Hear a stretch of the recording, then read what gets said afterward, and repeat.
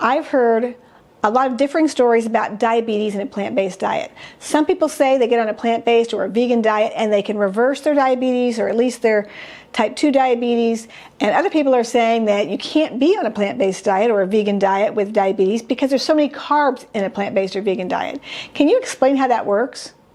Well, what we know is that it is possible for many people with type 2 diabetes to keep their blood sugars better control, and sometimes even reducing medication.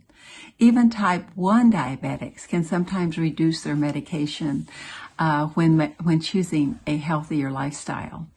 Can you help us understand how to control our blood sugar on a plant-based or vegan diet?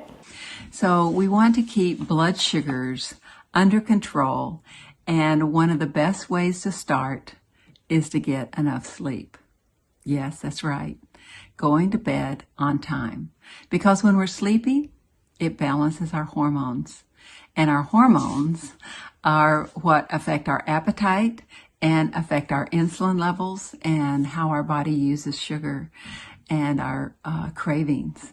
So get enough sleep, making sure that you're getting enough sleep, and that helps to helps us with our cortisol levels, our insulin levels, our ghrelin levels, and our leptin levels.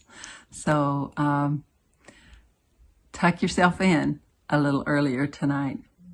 Having meals at regular times, so important for blood sugar control. Make sure that your breakfast has plenty of fiber. Make sure that you're eating plenty of fiber for breakfast. And a really easy way to do that is just with steel-cut oats.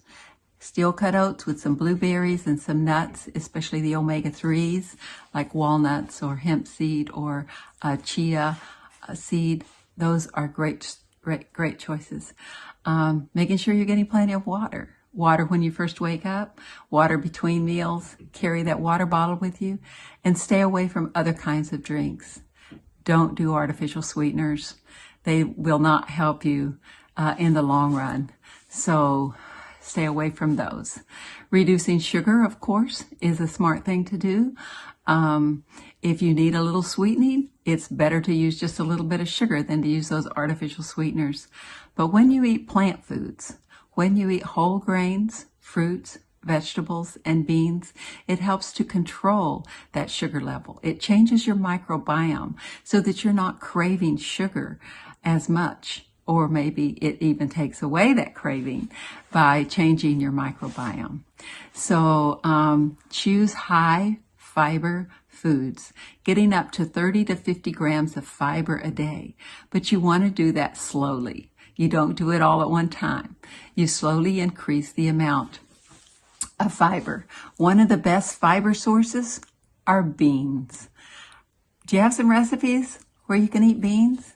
One of the programs that I worked with was a study that we did in the Marshall Islands, and we gave them beans for breakfast, beans for lunch, and beans for supper.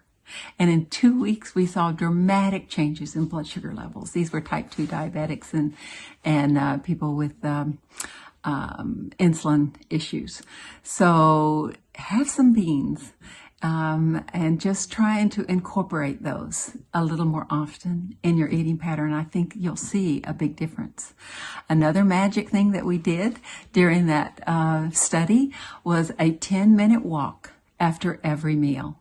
Every time you eat, go for at least a 10-minute walk. That uses up the readily available glucose from food and helps to utilize that, and it goes into your muscles. Rather than raising blood sugar levels, it gets it out of the blood. So do a 10-minute walk. So incorporating beans, and try to work up to a cup of beans a day, whoa, and going for that walk after every meal can do dramatic changes in your blood sugar levels. Try to avoid juice, eat the fruit. Don't drink the juice. And managing stress. That's another big deal for diabetes control, is how to learn to be more stress resilient. And a great way to do that is getting enough sleep, eating those plant foods, drinking water, and going for those walks. Those are also the same things that will help blood sugar levels, is to help us to deal with stress as well. So get to bed on time.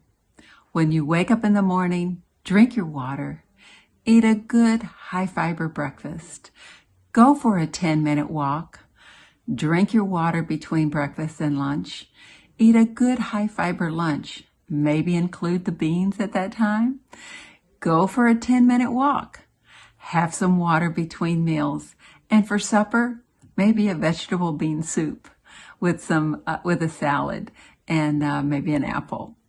And that will get you off to a very great start. Thank you so much, Evelyn, for coming today. I really do appreciate it. So if you've watched this and you want to go plant-based, I do have a downloadable guide in the description box below. It's the ultimate guide to going plant-based. It has recipes and it has tips and tricks to help you be successful in your plant-based diet and some meal planning ideas. Go ahead and check out the description box below for that downloadable guide. Thanks, and we'll see you next time.